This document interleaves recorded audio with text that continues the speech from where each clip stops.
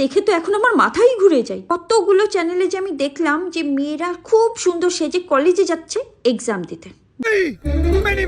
সে বাংলা হোক, হিন্দি হোক বা ইংলিশ, তিনটেতেই কিন্তু সমানভাবে কম্পিটিশন চলছে। আর সে এত স্টাইলিশ সাজ যে মনে হয় এই বুঝি ক্যাটওয়াক করা শুরু করে দেবে। এই এরা ফেল করে না?